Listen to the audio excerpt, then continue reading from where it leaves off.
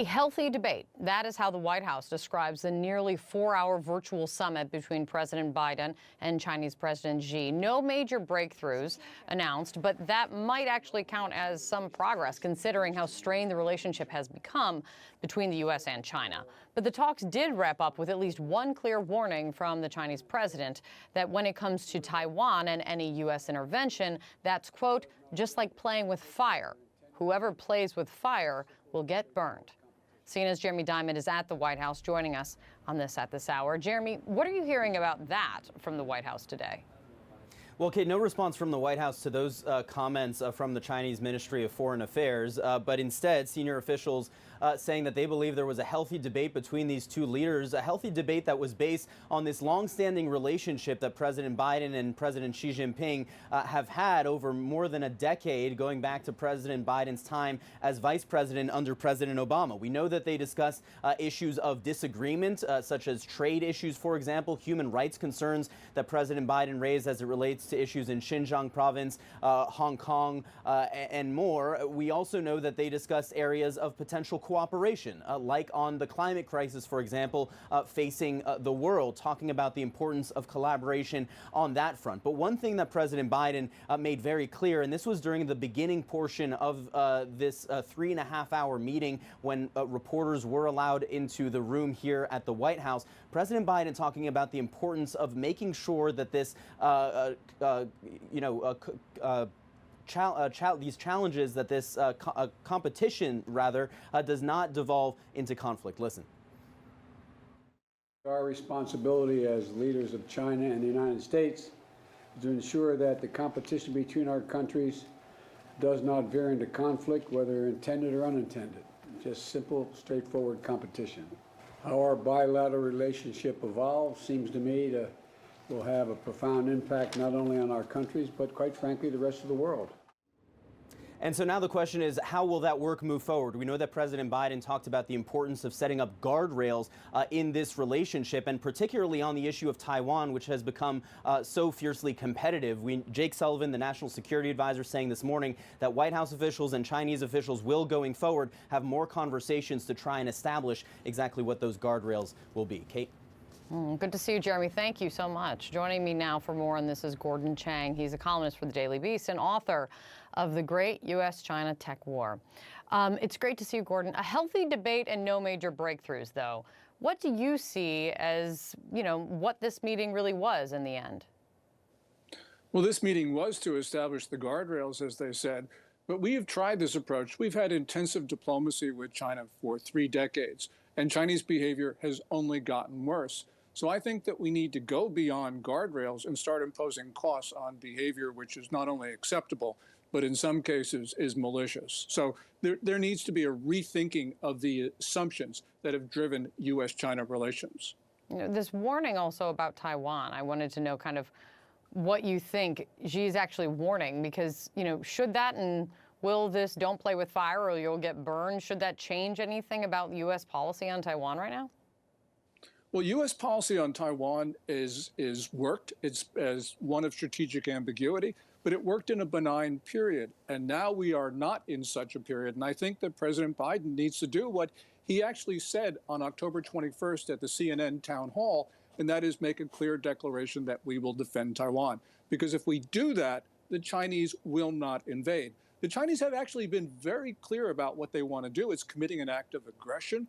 And also, we have heard about plans on the part of the People's Liberation Army to actually start seizing some of Taiwan's outlying islands. Yeah, and after the CNN town hall, the White House took pains to clarify, and I kind of walk back a little bit of what the president was saying there on that on Taiwan. You mentioned the guardrails, as we heard the President Biden talking about. I was also struck, Gordon, by a readout from a senior Biden administration official to CNN after the summit, saying this: I don't think the purpose was particularly to ease tensions or that was the result. We want to make sure that competition is responsibly managed, that we have ways to do that. And I'm curious, what could be the distinction here when China is more than a competitor? It is an adversary. Yes, well, and also Beijing has gone beyond that, because in May 2019, People's Daily, which is official, it's the most authoritative publication in China, actually declared a quote unquote people's war on America. So this is more than just competition. But we're the far stronger society, Kate. So we can deter China, but we can only deter China if we understand the nature of this existential struggle that we are in. You know, when it comes to world leaders, a lot of these meetings is really about personal relationships. And Joe Biden ran on his personal relationships that he has with many world leaders, which is why I found it very interesting that Xi said at, I think, the very top of his remarks, I'm very happy to see my old friend, because the White House kind of took pains pushing back on that term. The press secretary is saying even before the summit that Biden does not consider President Xi an old friend. What is going on here, Gordon, with this? Well, I think that the Chinese leader thinks that Americans will be swayed by this notion that personal relations can sway China's calculation of its interests. And President Biden correctly has said, no, it's not. And Biden is correct on this, because the Chinese are ruthlessly pragmatic. And even gestures of friendship, words of friendship, are taken as signs of weakness, and they press the advantage. We have seen this consistently throughout these 3 decades. So I'm glad that the president said, no, I'm not buying into this line of narrative.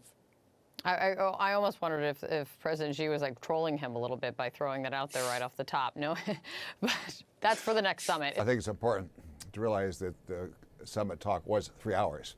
That indicates that a whole range of intricate issues between the U.S. and China. We're so intertwined in so many different ways. One of the biggest hot buttons is Taiwan, no question. And I think the U.S. Congress, and to some degree the executive branch, has been a little bit hawkish toward Taiwan. That very much upsets China. Taiwan for China is a core issue. When I talked to President Xi when I was ambassador over there and others in China, it is non-negotiable. It is non-negotiable for the Chinese. So it's very important for President Biden to reiterate over and over again our one China policy, meaning that, hey, Taiwan and China really one China, whatever that means. Each side can interpret that in its own way. That's very important, as well as the so-called Shanghai communiques. And our policy of so-called strategic ambiguity toward Taiwan is part of all that. That's very important for Biden to reassure President Xi that that is our policy. Important for him to uphold that relationship. You talked about outspoken members of Congress. It's not just members of Congress. There are a number of folks who say this is an issue. So are you saying that that should not be discussed publicly because it could harm the relationship? And so therefore, does China have ultimately the upper hand here? I'm saying clearly we have to discuss it because it's going to be an issue probably as long as we're alive. But it has to be discussed responsibly, carefully, not in a hawkish, adversarial way, because if either side gets adversarial, it's going to roil tensions. Our policy is, as I said, strategic ambiguity. That just means we talk about it, we respect each other, but we don't get hawkish, either side. That issue is not going away. I know you know that, but I do want to get your take on a couple of other things. Sort of to that point, my colleague David Culver in Beijing noting this morning that this is the first time in a long time he has seen such positive headlines from state media. What should we read into that? I saw those headlines too. I think that's positive. President Xi wants to stabilize the relationship with the United States. He wants to focus on his country, on the economy. They get more high-paying jobs for the Chinese people, address air pollution, water pollution. And he knows that if the relationship is stable, he's more able to accomplish his internal objections. On the other hand, if it's unstable, then he's got to worry about hawks in China. He's got to worry about, a potential, even military adversarial relationship, which is going to undermine his efforts to build his economy. He wants a stable relationship, and that's why we saw those nice-sounding words in the press. But the real question here for both sides is, we both heard nice-sounding words, but we know that actions mean a lot more than words. And I'm a little concerned that that actions may not follow as quickly as they should. Well, and there wasn't, there weren't real concrete actions, obviously, that came out of this, but it did get me to thinking. As we look at this, we look at the way that the relationship has played out over the last several years and where it's headed. President Biden consistently raising concerns about China. It makes me wonder who needs this relationship more, the U.S. or China? We both need it. It's clear. China's not going anywhere. It's always going to be there. It's going to have an economy that's not too many years going to be larger than the U.S. We're not going anywhere. We're going to be Americans, and we're going to do the very best job we can with all our values. We need each other. We clearly need each other. And the more we understand that and try to respect each other and not let either one take advantage of the other, the better off we're going to be. That's clear.